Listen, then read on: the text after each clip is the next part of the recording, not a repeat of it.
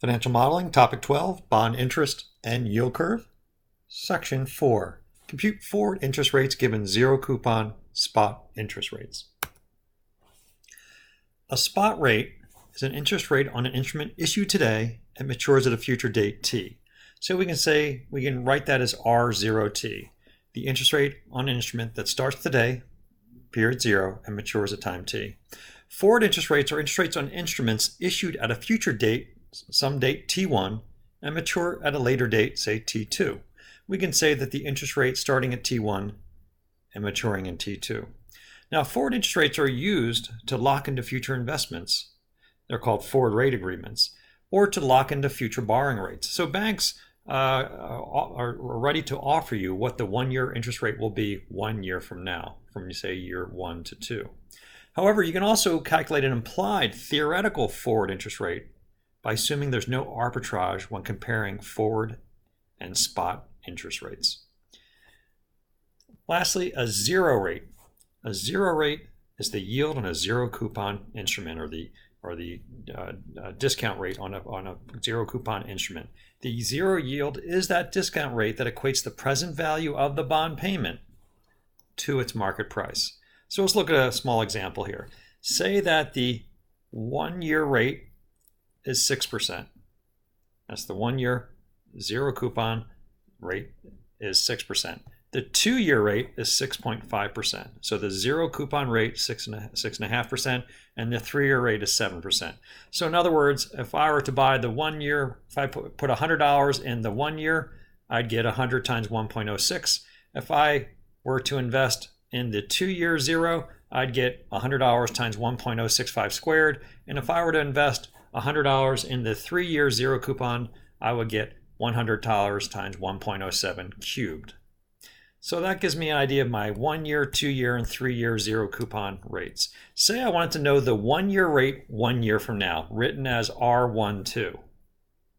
Well, we know the 1-year rate today is 6%, and we know that the 2-year rate is 6.5% from 0 to 2. So let's set up a little arbitrage. Let's say that if you were to buy a 2-year instrument over this entire period, the return on a $1 investment, or the payoff, would be $1 times 1 plus that 2-year rate, 6.5% squared. However, what if you were to buy the 1-year rate, or a 1-year instrument, and then enter into a contract that locks into the 2nd year? So what I'll do is I'll get R01, get 6%, and then the question is, what would I get in the 1 year from now? Well, I'm going to set up an arbitrage. I should be indifferent between getting 1 2-year zero coupon bond and 2 1-year rates, one starting today, one starting a year from now. Now the payoff on that 1-year rate plus a 1-year forward is I take that $1 investment, I'd invest it at that 6% for 1 year, and then enter into a forward contract to earn R12 the following year. You should be indifferent between that 2-year investment and just simply buying the 2-year rate. The 2-year rate return will be $1 times 1 plus R02 to the 2nd power. The alternative 2-year investment is getting the 1-year spot and the 1-year forward. If there's no arbitrage, you'd be indifferent between locking into a 2-year rate or 2 1-year rates. So we already know what R02 is. It's 6.5%. We already know what R01 is. It's 6%. So we can simply solve this equation for the 1-year rate 1 year from now, starting in year 1, ending in year 2. So I'll just solve this equation for R12, which will be 1 plus the 2-year rate squared over 1 plus the 1-year rate minus 1. 6.5% is the 2-year rate, 6% is the 1-year zero. That implies that the implied forward 1-year rate 1 year from now is 7.002%. If that's true, there's no arbitrage between getting the 2-year rate and the 2 1-year rates. So in this equation, this is 7.002%. Now the question is, well, how will we get the 3-year rate? Well, we can do a similar arbitrage arrangement. I would be indifferent between getting 1 2-year rate at 6.5 plus another 1 year forward versus getting 1 3-year rate. And the general formula now for calculating any of these 1 year forwards is going to be this.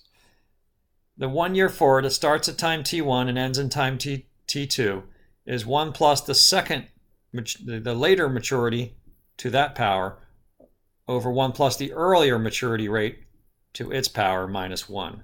So if I want to know the 1 year rate 2 years from now, that would be 2 comma 3, which means that would be the 3 year rate cubed over the 2 year rate squared. So I'd take 1.07 over 1.065 squared minus 1. So 8.007 must be that implied 1 year rate 1 year from now. And I just did it in Excel here. I don't have that in your spreadsheet, but I want to put the formula in there and calculate it, the 8007 and the 7002. So in this topic, we talked about calculating forward interest rates giving zero coupon spot interest rates.